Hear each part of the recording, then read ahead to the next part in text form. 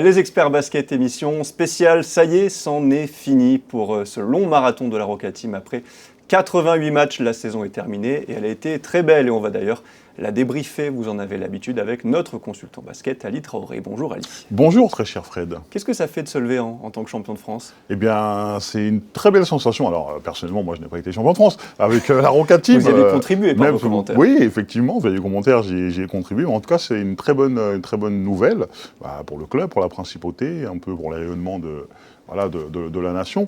Mais c'est vraiment une sensation indescriptible quand on a l'occasion justement de rapporter un titre à son club et pour le coup à son pays. Champion de France, 3e d'Euroleague, vainqueur de la Coupe de France. Est-ce qu'on peut dire que c'est la plus belle saison de l'histoire du club ? Alors non seulement c'est la plus belle saison de l'histoire du club, mais en plus c'est l'une des plus grandes saisons du basket français tout court.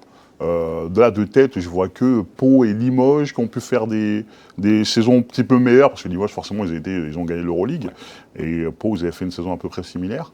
Mais honnêtement, c'est une saison historique en tout point, que ce soit au niveau du club ou de la Ligue. Et après, du coup, parce qu'on sait, les joueurs qui sont des compétiteurs aiment toujours faire mieux que la saison précédente. Bien sûr. Là, honnêtement, c'est difficile de faire mieux. Ça veut dire soit gagner l'Euroleague et le championnat la même année. Alors, c'est très difficile. Alors, moi, je vois que deux choix. Soit gagner l'Euroleague et le championnat la même année, comme vous l'avez dit, ou alors faire le quadruplé. On rajoute Donc la barre est très haute. Oui. À Monaco, on se contente que du meilleur. Voilà, c'est tout gagné. Et Leaders Cup, championnat, Euroleague et Coupe de France. Mais maintenant, en plus, on peut se dire que la Roca Team a tous les trophées nationaux dans la poche. Les Leaders Cup, il y en a, Coupe de France, championnat. Maintenant, il ne manquera plus que l'Euroleague, quoi. Ce sera le plus compliqué à aller chercher. Exactement. C'est après les 3 finales perdues qui avaient été vécues un petit peu comme des traumatismes, forcément. Là, enfin, valider ce titre de champion de France, ça donne encore plus de crédit à ce projet-là. Clairement, et puis de toute façon, c'était une anomalie que la Roca Team n'ait pas ce titre de champion de France. Ça valide le travail qui a été fait pendant toutes ces années, depuis la Nationale 2, si je ne m'abuse. Oui. Forcément, à un moment donné, il fallait que le trophée arrive sur le rocher.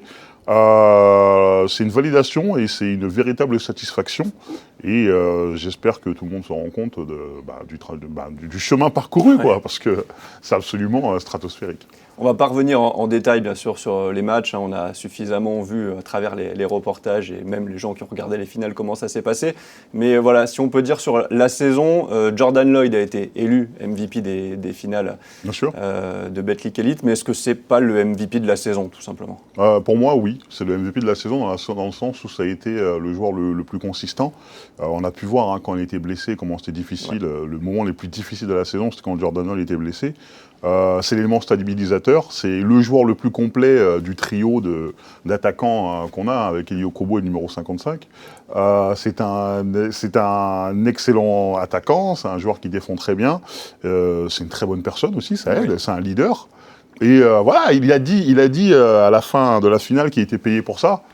Clairement, on le paye beaucoup d'argent pour mettre de gros tirs et c'est ce qu'il a fait.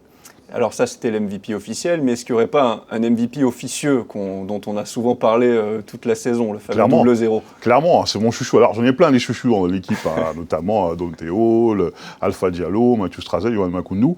Mais mon chouchou numéro 1, c'est Monsieur double 0, John Brown. D'ailleurs, j'attends toujours son maillot. Si quelqu'un peut m'entendre ici, le maillot de John Brown, s'il vous plaît. Pour moi, c'est le MVP officieux parce que le travail de l'ombre qu'il a abattu sur ses playoffs, sur cette saison et sur cette finale, c'est absolument monstrueux. Les gens ne se rendent pas compte de l'impact de John Brown.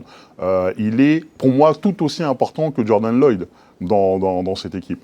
Parce que malheureusement, ça ne se verra pas dans les stats, mais voilà, les vrais puristes et les coachs de basket se rendent compte que ce joueur a été fondamental cette saison. Notamment en finale, on l'a vu avec son boulot sur Victor Wembanyama, qui devait avoir hâte de partir de l'autre côté de l'Atlantique, où ça va défendre beaucoup moins bien. Exactement.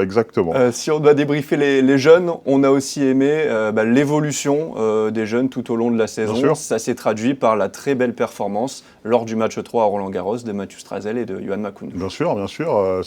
Alors ces deux gamins-là, ils sont un petit peu foufous, mais voilà, ils ont montré un mental extraordinaire, hein, parce que forcément, c'était pas facile pour eux toute la saison.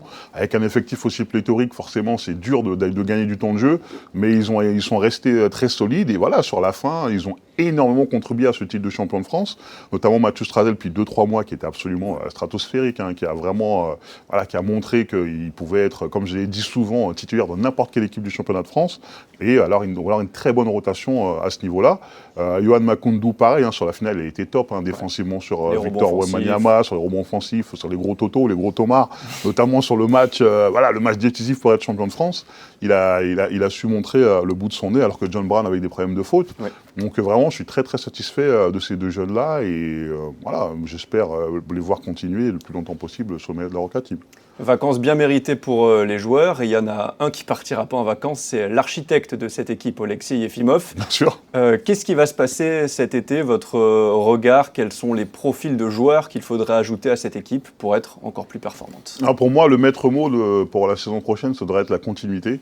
Parce qu'on l'a dit, hein, cette saison était un grand succès, et les grands clubs d'Euroleague, parce que moi je considère Monaco comme un grand club d'Euroleague maintenant. Maintenant, oui, et je pense que toute l'Europe aussi, maintenant Monaco est sur la carte des grands clubs d'Euroleague.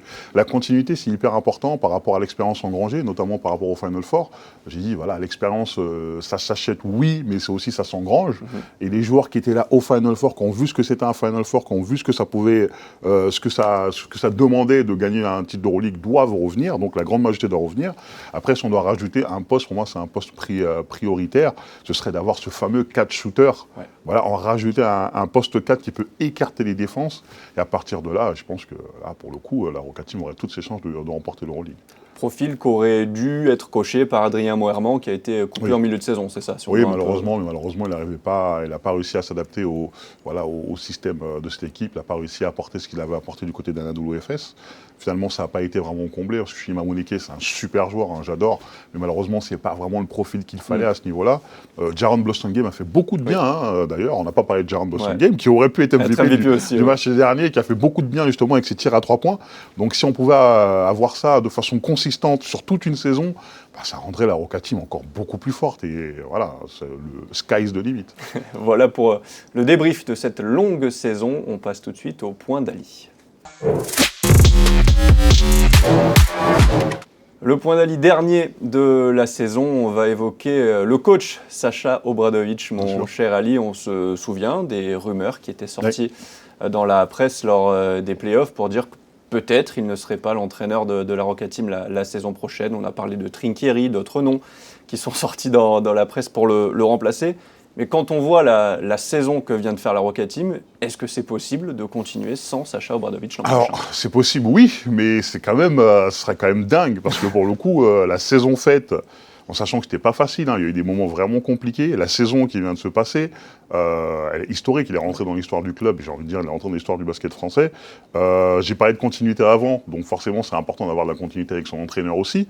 Ça me paraît compliqué de le remplacer quand même. Après, forcément, moi, j'ai aucun pouvoir décisionnel. Mais si c'était moi qui déciderais, forcément, je le garderais par le travail qu'il a apporté, par son professionnalisme et par le fait que c'est un winner, quoi, tout simplement. Et quand on est coach de Monaco, on se veut de vouloir tout gagner. Après, vous m'avez dit des noms là, par exemple Trinchieri, remplacer Sacha Obradovic par Trinchieri, je ne vois pas du tout la valeur ajoutée, mais après si vous me dites que vous avez un coach incroyable, l'un des plus grands coachs, Sacha Obradovic, je ne sais quoi, pourquoi là, pas réfléchit. Voilà, ça se réfléchit, mais là, honnêtement, je vois vraiment pas pourquoi on se séparait d'un coach comme ça, quoi. C'est des rumeurs qui me paraissent quand même assez dingues. Parce que la saison n'a pas été un long fleuve tranquille, si on peut dire. Il y a eu des hauts, des bas, il y a eu des embrouilles à gérer dans le vestiaire, il y a eu des décisions à prendre sur des joueurs majeurs aussi.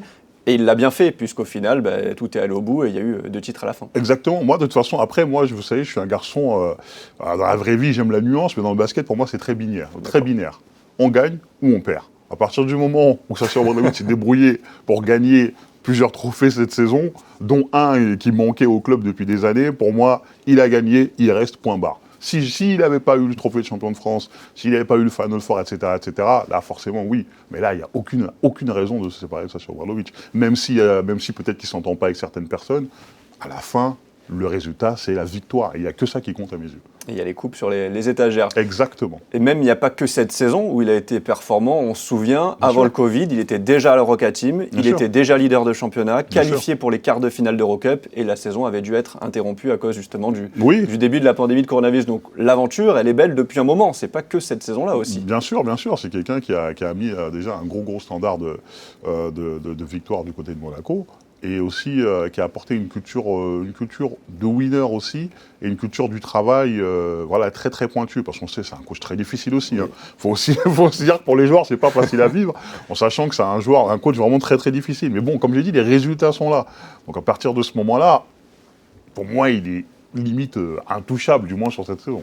Vous en avez un petit peu parlé. Il est comment? Vous l'avez bien connu, vous, bien sûr, Sacha Obradović, mais si on doit résumer, il est dur mais juste, en gros, c'est un peu ça. Il est dur mais juste, exactement, il est dur mais juste. Après, voilà, et après il y a le Sacha Obradović sur le terrain, le Sacha Obradović en dehors du terrain. En dehors du terrain, c'est pas du tout la même personne. À partir du moment où il met un pied sur le terrain, il se transforme, il est un peu schizophrène.